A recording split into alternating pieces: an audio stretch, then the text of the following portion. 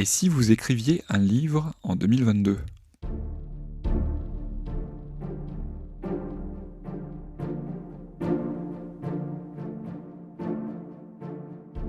L'outil est un formidable média pour accroître sa visibilité, son autorité, sa crédibilité.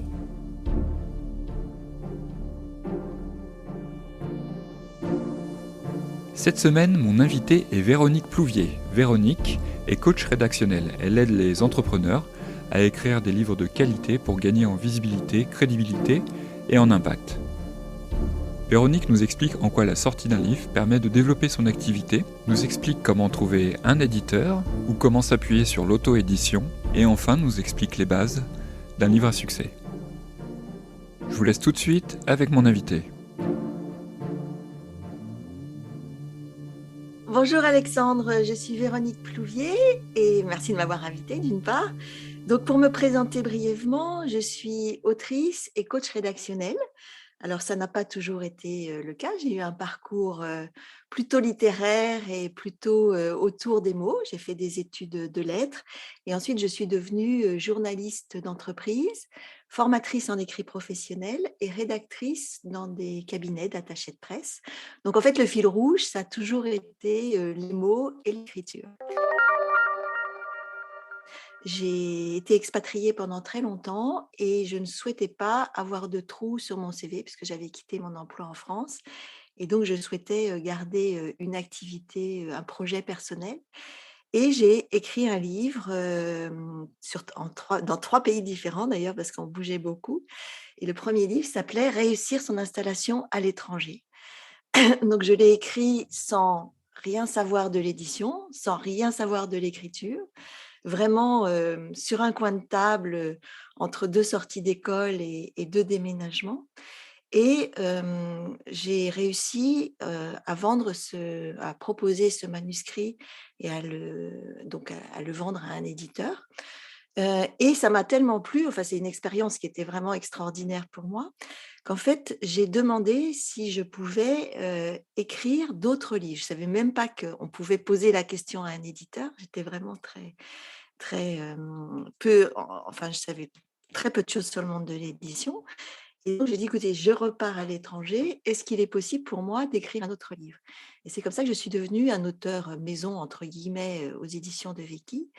Et à chaque fois que je revenais en France, en fait, j'allais voir l'éditeur et je repartais avec une commande de 1 ou 2 livres à écrire dans l'année. Donc c'est comme ça que l'aventure a commencé. Et voilà, donc les mots et puis coach rédactionnel, pourquoi? Parce que, en fait, j'étais en Touraine et assez active dans des associations d'entrepreneurs femmes, de femmes entrepreneurs. Ce sont des personnes formidables et qui sont vraiment expertes, qui savent faire les choses et qui ont toutes un problème de visibilité. En fait, comment dire qu'on sait faire des choses sans être un expert autoproclamé, quand on n'a pas beaucoup de budget pour le marketing, etc. Et il se trouve que moi, j'avais la réponse et c'était écrivez un livre. Donc, ça a commencé tout doucement de cette façon-là. Donc, c'était une offre en 2016, j'étais une des premières en France. Ça, c'est un métier qui est assez courant dans les pays anglo-saxons. Mais il y a 5 ans, en France, c'était vraiment une offre pionnière.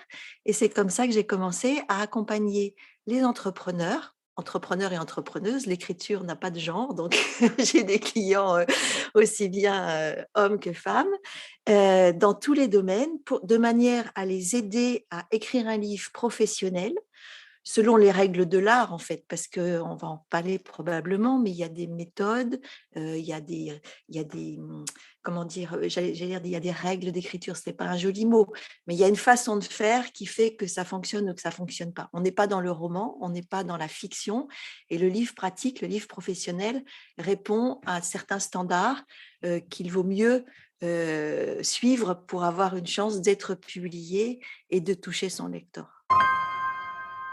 J'accompagne chaque personne individuellement, donc c'est toujours un petit peu différent. Mais je dirais que j'accompagne les personnes de j'ai envie d'écrire un livre, j'ai besoin d'écrire un livre ou j'ai déjà une idée de livre. Enfin, on part de l'idéation pour vérifier que on va entrer on va poser les piliers du livre, c'est-à-dire pour qui j'écris, pourquoi j'écris, est-ce qu'il y a des ouvrages concurrents, quel va être l'angle, qu'est-ce que je vais apporter d'innovant. Donc tout ça, c'est la préparation, la première phase. Ensuite, là, on va passer à ce qui a le plus d'importance pour moi, qui est la création du sommaire. Comme vous le savez, Alexandre, le sommaire, c'est l'épine, la colonne vertébrale du livre. Donc là, il y a un véritable travail de création, c'est-à-dire que le sommaire que nous sommes, le premier sommaire qui est produit est rarement le bon, parce qu'on a été formaté à l'école, grand A, grand B, grand C. Et en fait, bon, alors c'est bien, quelquefois ça fonctionne, hein, si on a une méthode, ou voilà, il y a des cas où c'est comme ça qu'il faut écrire le livre. Mais le plus souvent, et j'accompagne beaucoup par exemple de coachs, des gens qui sont dans l'accompagnement, ça ne fonctionne pas, parce que c'est pas comme ça qu'ils appréhendent leur métier, c'est pas comme ça qu'ils font avec leurs clients. Donc on va chercher, je dirais, le meilleur sommaire possible, c'est-à-dire le plus appétant. Moi, j'aime bien dire le plus sexy, parce qu'en fait, il faut séduire. Il faut séduire l'éditeur, éventuellement. Il faut séduire le lecteur, évidemment. Et puis, il faut aussi se challenger un peu soi-même pour avoir envie d'écrire le livre, pour rentrer dans le flux, pour, euh, pour voilà, se dépasser et se dire c'est vraiment moi qui ai écrit le livre, voilà, rentrer dans quelque chose d'un peu exceptionnel. Donc, on va travailler sur le sommaire. Vient ensuite la période d'écriture, où là, je n'interviens pas. C'est-à-dire que l'auteur est vraiment en autonomie. Je n'écris pas les livres de mes clients, ce sont vraiment leurs livres. Donc, je vais les accompagner dans l'écriture, évidemment, pour leur donner des conseils. Je vais revoir quelques pages de manière à relever les tics d'écriture. On a tous des tics d'écriture. Et puis, quand on a le nez sur sa page, on ne voit pas ce qui ne fonctionne pas. C'est comme dans tous les domaines de la vie. Donc, un regard extérieur est toujours utile. Donc, je vais être ce regard extérieur. Et ensuite, on va travailler sur la publication du livre, c'est-à-dire soit l'auto-édition, soit tenter l'édition traditionnelle. Je dis tenter parce que c'est assez compliqué d'être publié actuellement. Et puis, de manière générale, l'offre est très, très nombreuse. Donc, et puis, l'auto-édition, on en reparlera aussi, je pense, c'est pas un pis-aller, c'est une alternative. Donc, ça, c'est important de le comprendre. Donc, on va parler de la publication, et puis je vais les accompagner un petit peu sur la promotion, mais je dois dire que ce sont des pistes plus qu'un accompagnement, parce qu'à ce moment-là, je sors un peu de mon domaine d'expertise. J'ai des compétences, puisque depuis le temps, j'ai quand même quelques idées sur le sujet, mais mon métier, c'est tout de même l'écriture et la création de livres.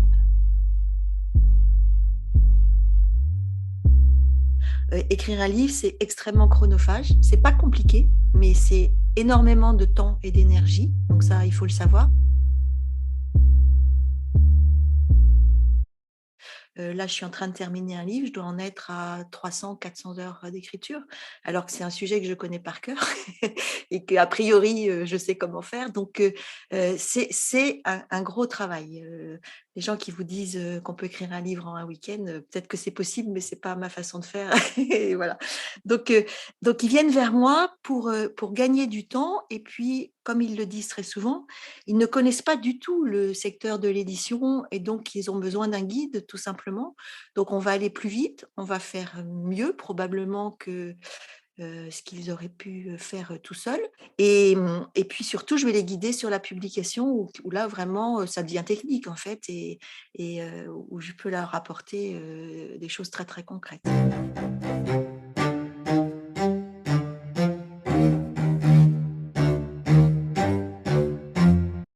L'outil est un formidable média pour accroître sa visibilité, son autorité, sa crédibilité. Donc, pourquoi? Parce que autorité, crédibilité, on est dans une société où, depuis 3000 ans, l'écrit fait foi, en fait. Et une fois qu'on a écrit un livre, votre parole compte, elle fait référence. Il y a vous approfondissez votre expertise et le lecteur s'en rend compte. Donc, c'est une façon vraiment formidable de prouver que vous savez faire, de donner un échantillon, de transmettre vos connaissances, votre savoir-faire, votre savoir-être.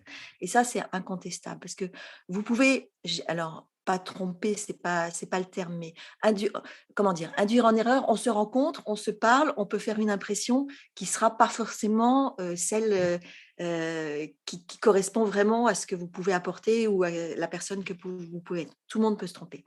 Sur 200 pages ou sur 250 pages, si vous n'êtes pas à la hauteur des attentes du lecteur, il va le sentir tout de suite. Si c'est du bullshit, il va le sentir tout de suite. Donc c'est vraiment une façon, voilà, de prouver que vous savez ce que vous dites et de le montrer de manière très concrète. Vous en plus, c'est un livre, vous avez un lecteur un auditoire qui est captif pendant de longues heures. Donc vous avez, la possibilité de le toucher vraiment, heu, d'une façon beaucoup plus puissante qu'avec une vidéo, avec de l'audio et cetera, parce qu'il va rester avec vous pendant plusieurs heures. Donc autorité, crédibilité, visibilité, parce qu'un livre attire toujours les médias, attire toujours l'attention des gens. C'est toujours une actualité. Donc c'est une façon de parler de vous sans vous vendre, sans parler de vos services. Vous en parlez, mais de manière indirecte. Donc moi, je sais qu'à chaque fois que j'ai publié un livre, j'ai eu des passages médias. Alors j'ai pas de titre de journaux, je lis pas les journaux, mais c'est pas des quotidiens nationaux, évidemment, mais ça peut être de la presse locale, ça peut être de la presse régionale, ça peut être une radio, peu importe. Mais en tout cas, c'est de la visibilité. Vous touchez un public que vous n'auriez pas la possibilité de toucher autrement. Votre cible s'élargit. Quand vous avez un livre, vous êtes aussi il est aussi en vente en ligne. Donc, ça vous donne si vous tapez, Véronique Plouvier, qu'est-ce qui va apparaître en premier sur Google? C'est pas mon site, c'est Amazon. Donc, les gens qui vont, chercher, comment écrire un livre et qui ne me connaissent pas, vont tomber sur moi grâce à Amazon. Donc, c'est le livre qui m'offre aussi ces perspectives-là. Ça peut aussi, être le sujet de conférences, ça peut être le sujet de plein, plein de choses. Donc, c'est vraiment un outil de visibilité qui est extraordinaire et qui va servir, je dirais, pourquoi je m'adresse à des entrepreneurs? Parce que c'est ces personnes-là qui ont le plus à gagner à devenir visibles. Donc, c'est à écrire un livre pour devenir visible plutôt. C'est une carte de visite que vous pouvez donner à vos prospects, que vous pouvez donner à vos stagiaires, à vos étudiants. Moi, j'ai beaucoup de personnes qui ont des écoles ou qui organisent des stages et qui écrivent un livre qu'ils auto-éditent d'ailleurs, de manière à avoir un support de cours ou avoir un accompagnement ou un cadeau pour leurs stagiaires. Donc ça, c'est vraiment aussi quelque chose de formidable. Carte de visite quand vous allez voir des prospects, selon les professions évidemment, mais quand vous voulez gagner un contrat un grand compte, par exemple. Si vous allez à EDF, La Poste, Total, et cetera, en fonction de votre métier, évidemment. Mais en fait, si vous apportez un livre, qu'est-ce qui se passe? Vous vous démarquez évidemment de la concurrence. Le DRH qui vous reçoit, il va pas ranger la carte de visite, il va mettre le livre sur le bureau et à chaque fois que son regard va se poser sur le livre, il pense à vous. C'est pas conscient, mais en marketing, c'est du multicontact, hein. C'est pas donc ça va rester longtemps. Donc ça, c'est vraiment quelque chose d'important. C'est un produit d'appel aussi, il faut pas l'oublier. C'est-à-dire que, si vous avez des services et des prestations, en fait, le livre, c'est un achat non engageant, heu, qui va faire entrer le lecteur dans votre tunnel de vente. Plutôt que de me contacter, ou de contacter qui que ce soit pour un rendez-vous découverte, découvrir que le produit est à 3 000 € et cetera. En fait, l'idée, c'est d'acheter un ouvrage à 15-20 € de manière anonyme, c'est non engageant. La personne vous lit, comprend ce que vous voulez dire, vous lui rendez service, elle apprend à vous faire confiance et puis si elle veut aller il y aura plein de gens qui vous contacteront jamais, mais si elle veut plus loin, même si c'est un lecteur sur 100, bah, si vous avez des produits et des services à vendre, c'est des gens que vous touchez, que vous n'auriez pas, touchés autrement et qui ont appris à vous connaître et pour lequel le livre a eu comme, résultat d'établir une relation de confiance.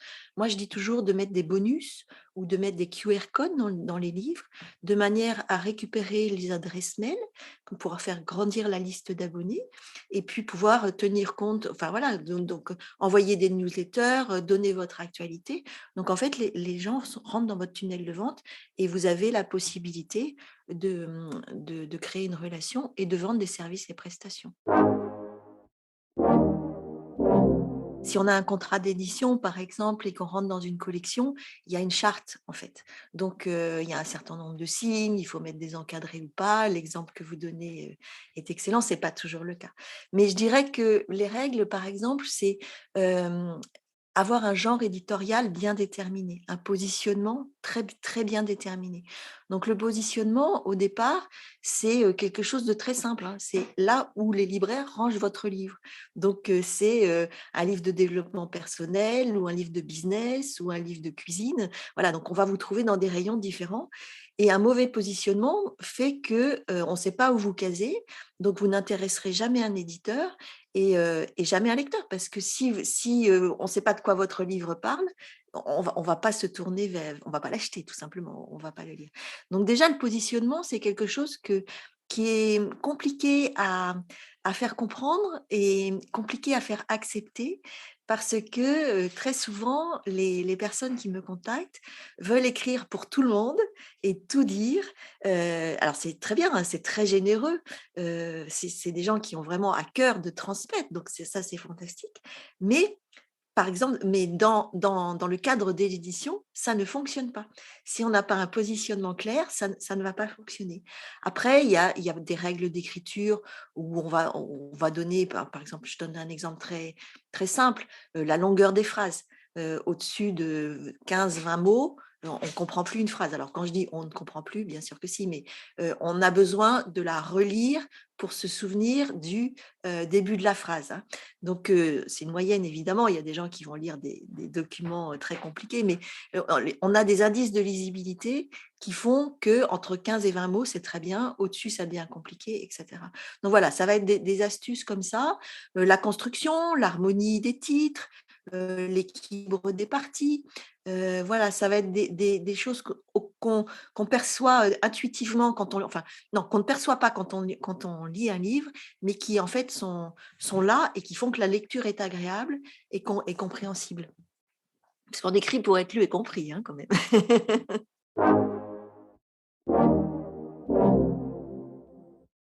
Chercher un éditeur, ça va commencer par, le ciblage. Pourquoi est-ce que j'ai, trouvé tout de suite un éditeur pour mon premier livre alors que je ne connaissais rien? C'est qu'en fait, j'avais acheté, à l'époque un annuaire, c'était des annuaires papier qui coûtaient très, très cher, où c'était l'annuaire de tous les éditeurs, de France. Donc en fait, il faut se dire que, il y a des centaines d'éditeurs en France, et qu'on n'est pas obligé de s'adresser, à Erol, à Duno, à Trait Daniel, aux très grands. C'est formidable si vous les approchez, mais il n'y a pas que ça. Donc il y a des centaines d'éditeurs en France, dont des maisons d'édition qui sont très spécialisées et qui peuvent tout à fait accueillir votre ouvrage. J'ai un exemple très concret là, récemment, il y a quelques jours, une de mes clientes, a écrit elle est conseillère en orientation scolaire, donc elle a écrit un bouquin, dans ce domaine-là et elle a envoyé son manuscrit et elle a eu une réponse dans la semaine, positive évidemment. Pourquoi? Parce qu'elle a identifié un éditeur qui est spécialisé dans tout ce qui est scolaire, périscolaire, enseignement et cetera. Donc forcément, son livre intéresse alors il est bien écrit et cetera, mais a priori, c'était vraiment il y avait un match qui était, assez évident. Donc en fait, la première chose à faire, c'est pas d'envoyer son manuscrit, à tout va, au plus gros et cetera.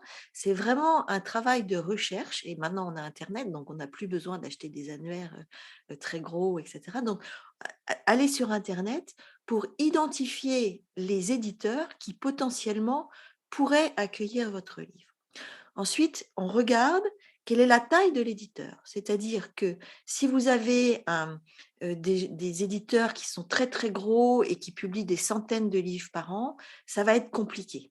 Si vous avez des éditeurs qui en publient un ou 2 par an, ça va être compliqué aussi parce que c'est sûr que leur planning est plein pour les 5 prochaines années.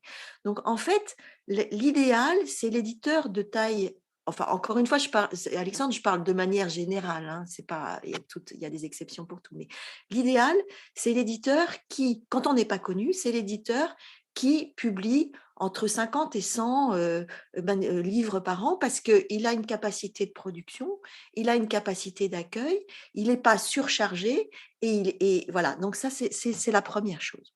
Ensuite, c'est d'aller sur le site de cet éditeur et de répondre aux consignes d'envoi de manuscrits. C'est-à-dire que certains, c'est uniquement par courrier, par voie postale, d'autres, c'est uniquement par mail. Donc, quelquefois, quelquefois, on peut proposer un synopsis, on n'a pas besoin d'avoir terminé le livre, quelquefois, il n'en est pas question, etc. Donc, il y a des consignes.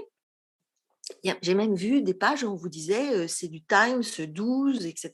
Donc voilà, si on vous dit que c'est du Times 12 uniquement en recto, alors n'envoyez pas autre chose parce que je dis c'est comme à la Sécu, quand il vous manque un papier et que votre dossier n'est même pas traité. Donc si vous ne répondez pas exactement aux consignes que vous lisez, ça va être compliqué aussi, hein. Donc ça c'est la première chose.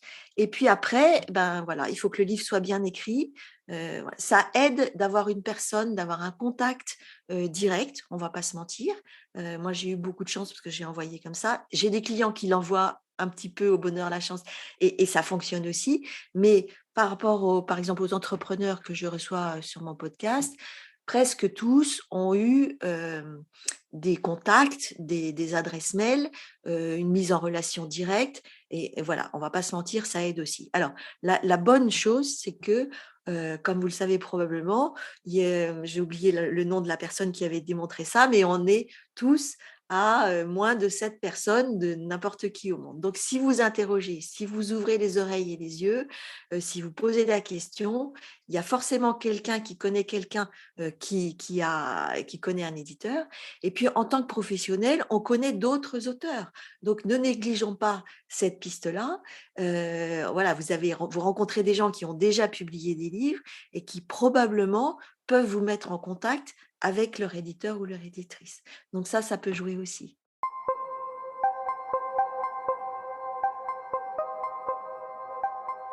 Il faut se dire que les éditeurs ne sont pas des mécènes. Donc, quelle que soit la qualité du livre, quelle que soit la pertinence du sujet, en fait, un éditeur a besoin d'avoir un retour sur investissement.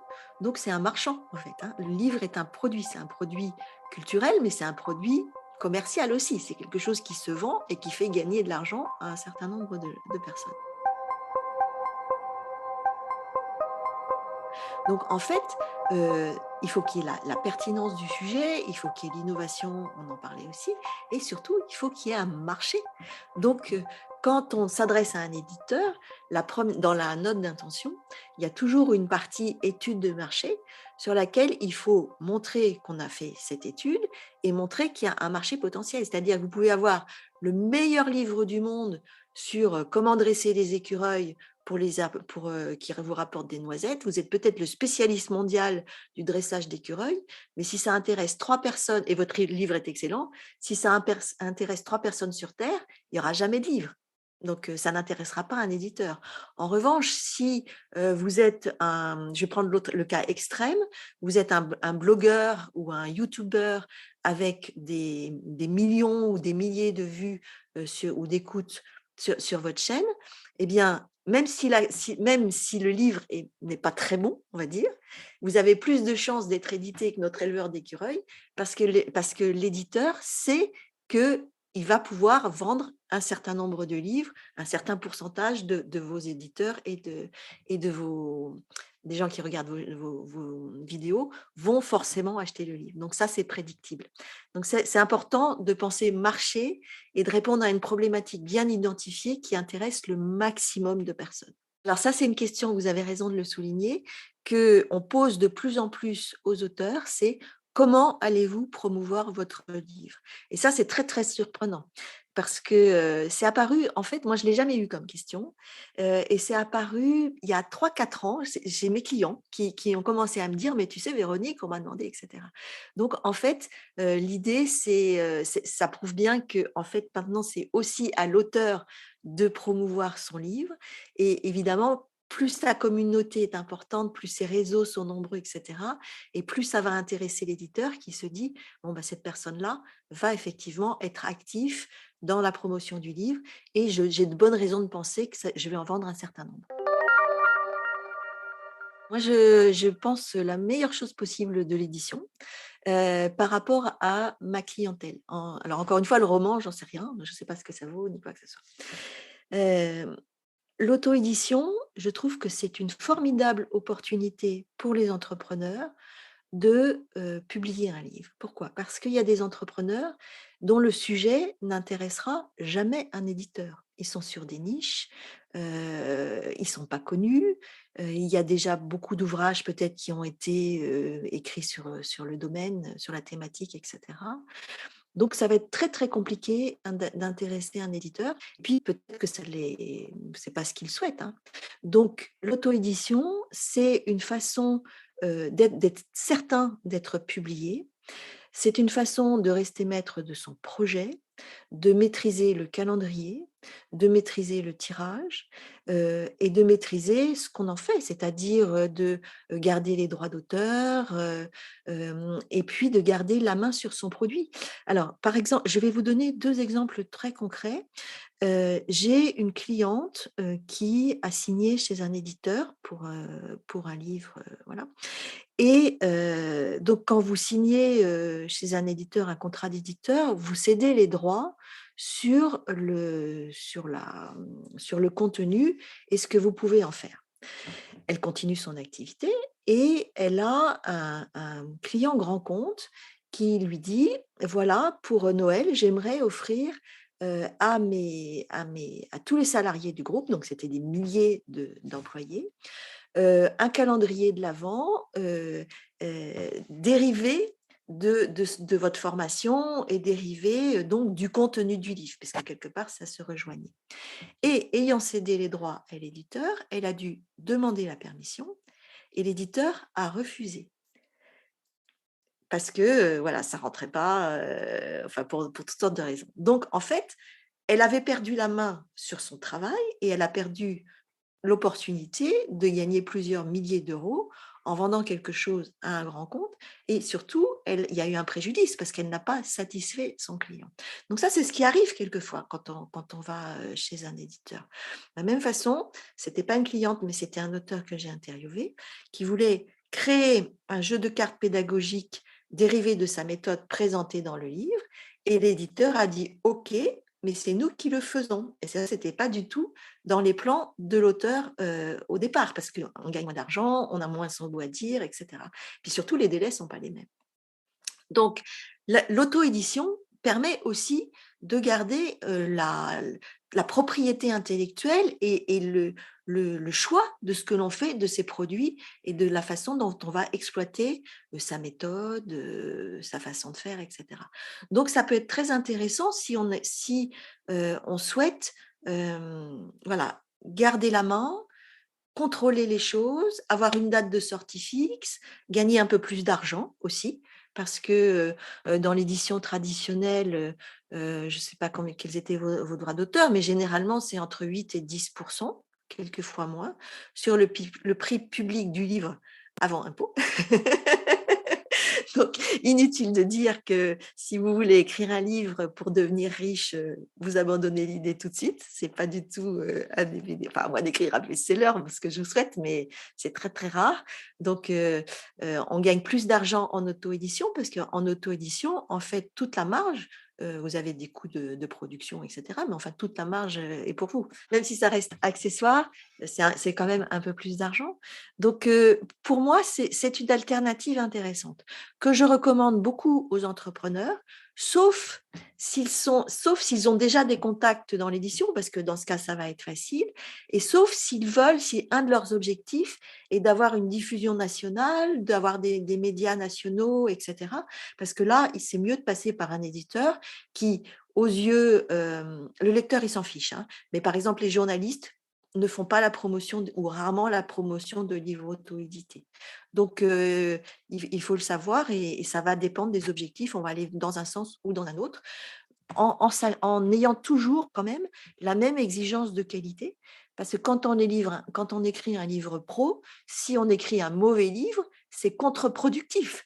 C'est pas du tout un échantillon de votre travail. Donc l'exigence de la qualité doit être la même et la qualité perçue doit être la même. C'est-à-dire que vous alliez chez un éditeur ou que ça soit de l'auto-édition, en fait, la même attention doit être portée à la mise en page, à la couverture, à la relecture, à la correction, etc. Pour le lecteur, ça doit être absolument identique. Il ne doit pas se dire, tiens, c'est un livre qui a été fabriqué dans une arrière-cuisine. C'est pas ça.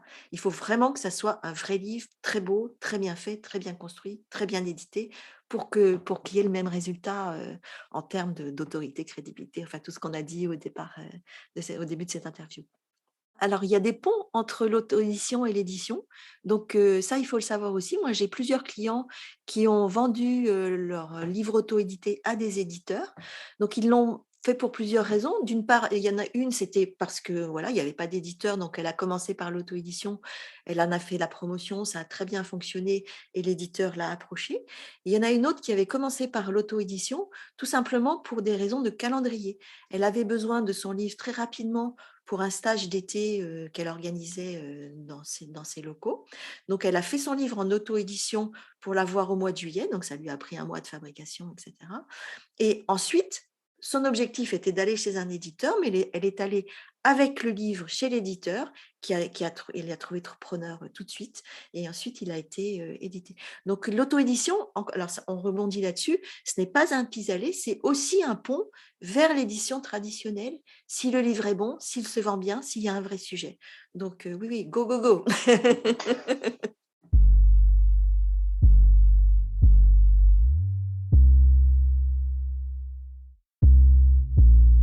Je suis vraiment persuadée que chaque livre compte et que chaque entrepreneur, chaque professionnel, s'il en a le goût, évidemment, ça c'est le prérequis dont on parlait, mais s'il a envie d'écrire un livre, qu'il y aille, parce que c'est une aventure extraordinaire qui fait grandir professionnellement et qui fait grandir aussi personnellement. Je ne sais pas si vous l'avez vécu, Alexandre, mais c'est une expérience j'allais dire, qui remue beaucoup. Alors, on n'est pas dans le remue psychanalytique, etc. Mais ça nous fait vraiment grandir, ça fait bouger les choses. Il y a une espèce de dépassement quand on fait quelque chose d'un peu difficile, d'un peu nouveau. Et donc, moi, j'encourage vraiment tous les professionnels à écrire un livre en sachant que d'une façon ou d'une autre, ils peuvent arriver à un résultat concret, c'est-à-dire que grâce à l'auto-édition ou à l'édition traditionnelle, ils sont certains, s'ils terminent le travail, ils sont certains d'avoir un livre papier entre les mains à la fin du process et de pouvoir s'en servir pour développer leur activité, pour transmettre, pour laisser une trace. Voilà. Donc oui, allez-y. Et si ça vous semble trop important comme travail, il ne faut pas hésiter à se faire aider. Alors, moi, je suis coach, évidemment, mais on peut se faire aider à toutes les étapes pour se faire relire, pour la couverture, pour la promotion, etc. Donc, en fait, il y a toujours des solutions. Il faut juste avoir l'élan et l'audace de commencer le livre en se posant les bonnes questions, mais cette audace, et puis il n'y aura que du positif derrière. Je remercie Véronique d'avoir accepté mon invitation. Je vous invite à mettre 5 étoiles à ce podcast sur Apple Podcast ou Spotify désormais. Et je vous donne rendez-vous la semaine prochaine pour un nouveau numéro d'ASAP.